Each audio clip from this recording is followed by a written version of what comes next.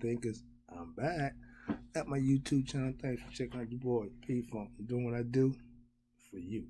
Now, in continuation from the first lesson from the lessons of Tree of Life, I ended up telling you about to complete this journey of cycle journey through life.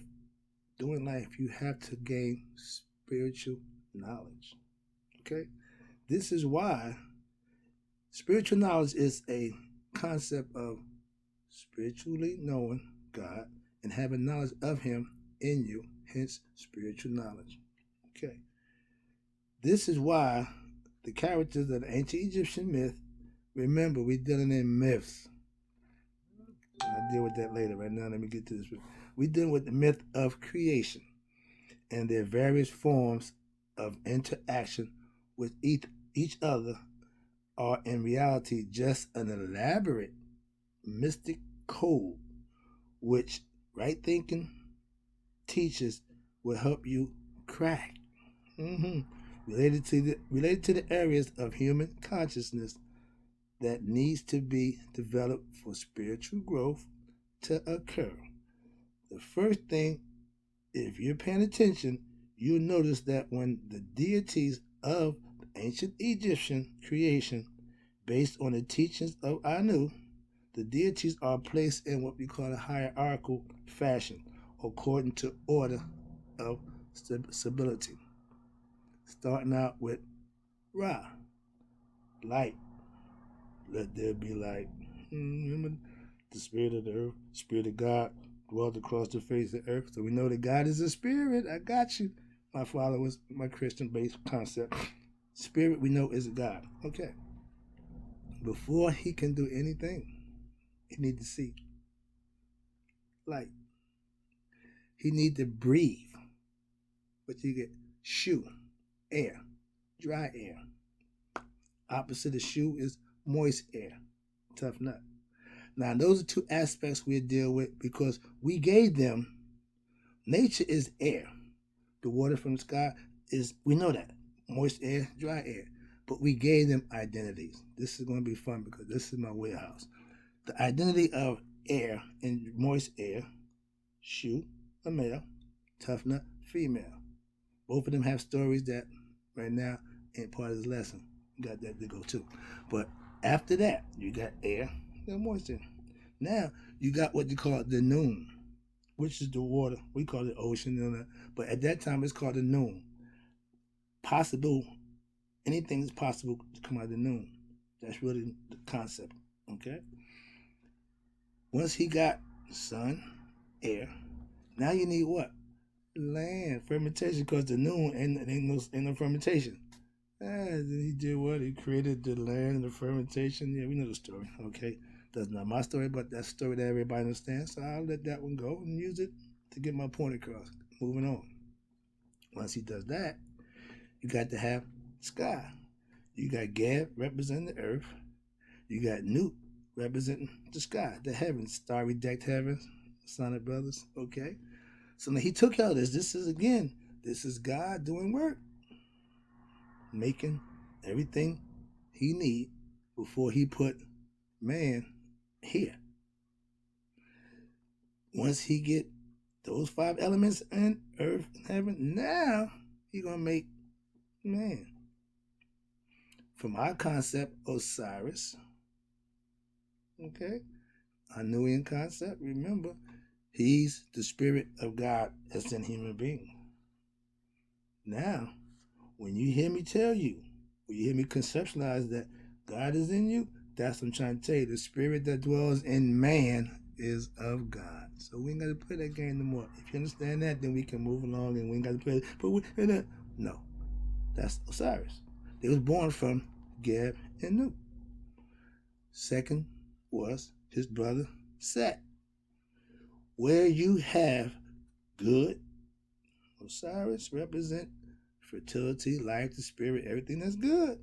Then you have the opposite, Set, the ego, self-identified, jealousy, hatred, all the things that's gonna bring bad into existence. That's Set. If you got everything comes down the pipe after Ra has an opposite. Okay? Probably male and female, sometimes it's twins. Right now we're doing twin brothers. Bad, good. We got that. Cain and Abel. Okay, we ain't going there, but yeah, you get the picture. All this is conceptions. Next one is you're going to have females.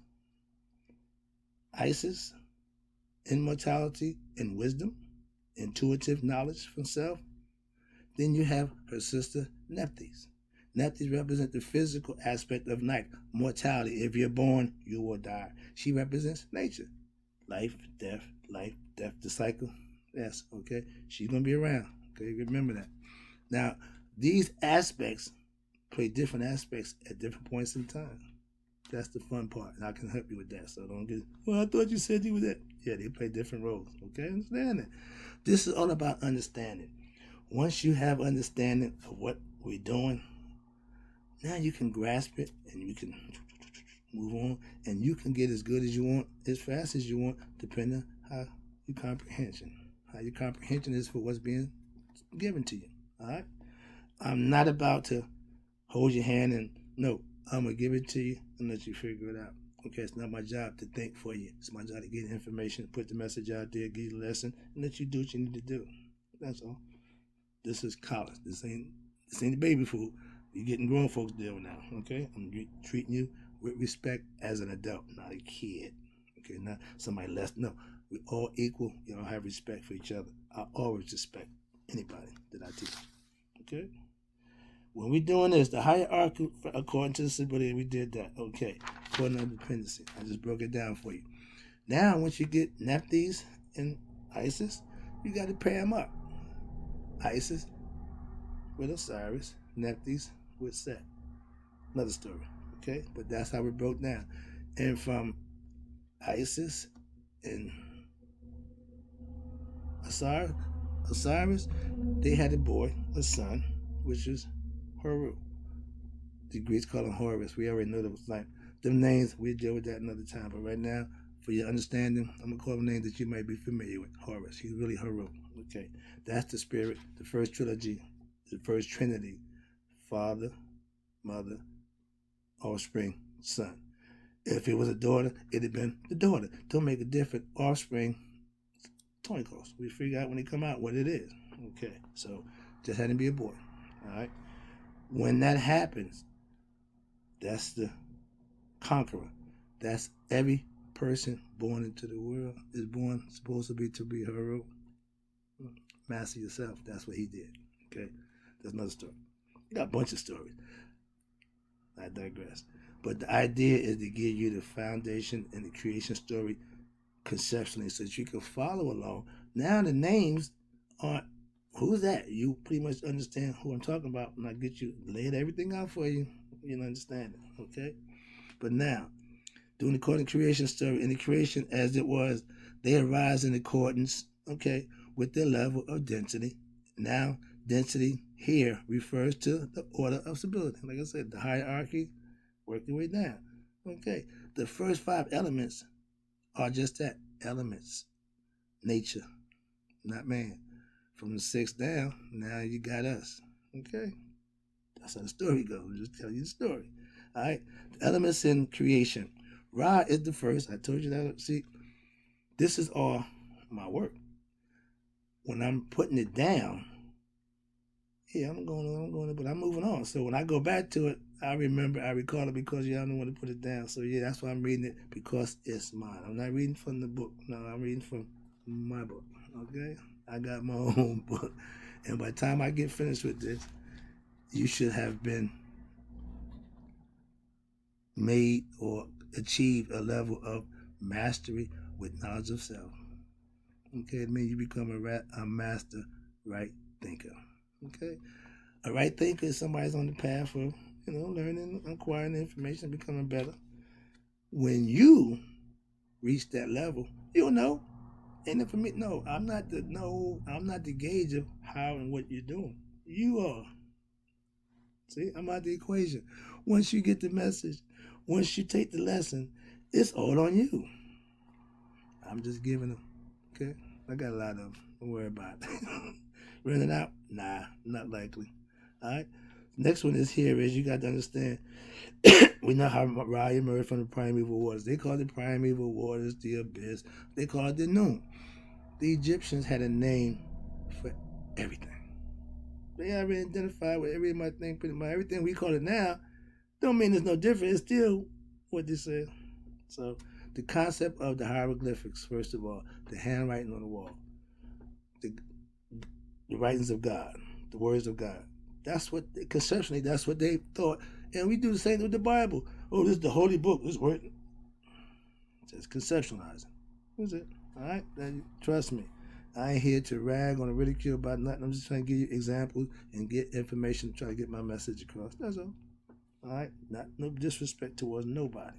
Here you go. The focus of the oneness in time and space. That's us, human beings, right now. We representing my girl, Nephies. Why? If you're born, you got an expiration date. Nephies know that, okay? The primeval ocean itself transcends time and space and actually beyond existence and non-existent, meaning the noon was here before anything else. But all the possibilities that we came into now in time and space came out of the noon. Okay? Noon, a bad man and a woman. It go either way. It don't have no sex. Why? Because it's the essence. Spirits don't need sex. Bodies had to be male and female. So we give the elements the male and female perspective. Masculine and feminine. Not always male and female. Remember, you got two masculine, you got twins coming out. Two girls, two sisters, the twin serpents. I'll tell you about them. But Asar and Seth, twin brothers. Okay? One killed the other. All right. So that means if you're on the wrong side of what's supposed to be done right, you know you're at. Okay?